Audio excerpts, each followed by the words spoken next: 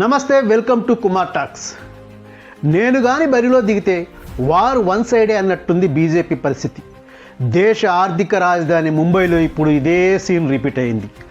ఆసియాలోని అత్యంత సంపన్నమైన municipal corporation, రాజకీయాలకు గుండెకాయ, 80,000 కోట్ల బడ్జెట్ కలిగిన బీఎంసీ గడ్డపై మహాయుతి జెండా రెపరెపలాడింది. దశాబ్దాల పాటు ముంబైని శాసించిన ఠాక్రేల కోట బద్దలైంది. ఒకప్పుడు ముంబై వీధుల్ని శాసించిన ఠాక్రే బ్రాండ్ నేడు తన ఉనికి కోసం పోరాడుతోంది. బీఎంసీ గడ్డపై ఉద్ధవ్ సేన చతికిలబడింది. సొంత తమ్ముడు రాజ్ ఠాక్రే అండగా నిలిచిన ముంబై ఓటర్లు మాత్రం మహాయుతికే పట్టం కట్టారు. ఉద్ధవ్ రాజ్ సోదరుల కలయిక కూడా కమలం జోరును ఆపలేకపోయింది. అసలు ఉద్ధవ్ సేన ఎక్కడ తప్పు చేసింది? శివసేన కోటలో కమలం జెండా ఎలా పాగవేసింది? అసలు ముంబైలో ఏం జరిగింది? పూర్తి పొలిటికల్ అనాలిసిస్ స్టోరీ ఈ వీడియోలో చూద్దాం.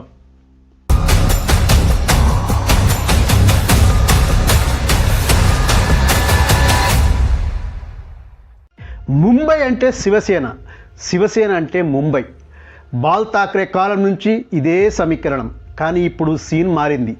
ఉద్ధవ్ నేతృత్వంలోని యూబీటీ కూటమి ఓడిపోయింది. ఇది కేవలం ఓటమి కాదు, ఒక సామ్రాజ్యం పతనం వైపు సాగుతోందనడానికి సంకేతం. బాల్ ఠాక్రే ఉన్నప్పుడు బీజేపీతో బంధం విడదీయరానిది.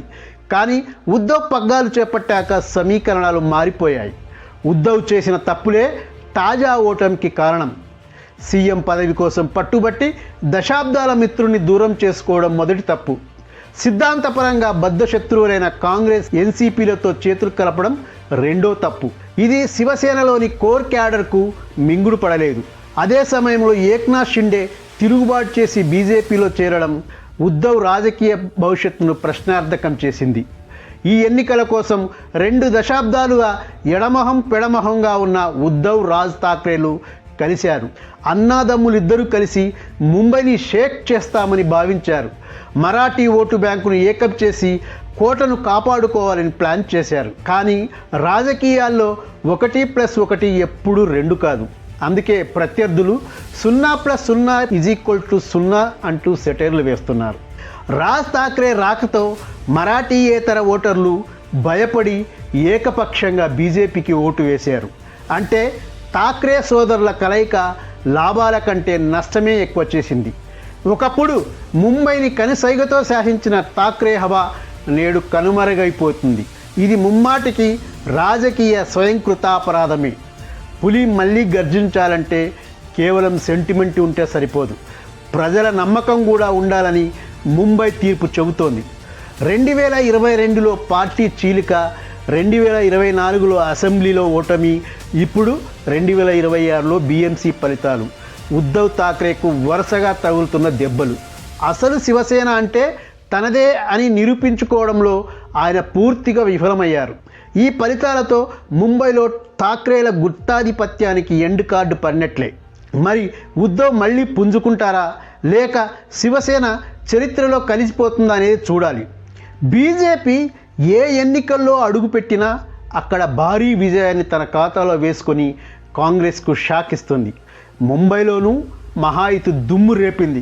ఈ ఎన్నికల్లో బీజేపీ చాలా తెలివిగా పావులు కదిపింది. ఠాక్రే సోదరులు గతంలో గుజరాతీయులు, దక్షిణ భారతీయులపై చేసిన విమర్శలు ఇప్పుడు వారికి శాపంగా మారాయి. ముంబైలో కీలకంగా ఉన్న ఈ వర్గాలన్నీ భయంతో బీజేపీ వైపు మొగ్గు చూపాయి.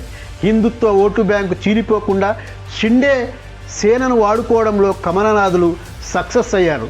ముంబై మేయర్ పీఠం అంటే మామూలు విషయం కాదు. దేశంలో కొన్ని చిన్న రాష్ట్రాల బడ్జెట్ కంటే బీఎంసీ బడ్జెట్ ఎక్కువ. దాదాపు 80,000 కోట్లతో నడిచే ఈ కార్పొరేషన్పై పట్టు సాధించడం అంటే మహారాష్ట్ర రాజకీయాలపై పూర్తి ఆధిపత్యం సాధించడమే. మొత్తానికి డబుల్ ఇంజన్ సర్కార్ నినాదంతో దేవేంద్ర ఫడ్నవీస్, ఏక్నాథ్ షిండేలు వేసిన వ్యూహం పక్కాగా పనిచేసింది.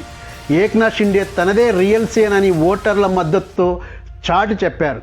మొత్తానికి ముంబై కోట కమలం వశమైంది. మహాయుతి విజయం మహారాష్ట్ర రాజకీయాల్లో కొత్త శకానికి నాంది పలుకుతోంది. బీజేపీ షిండే కూటమి ఇక తిరుగులేని శక్తిగా మారుతుందా?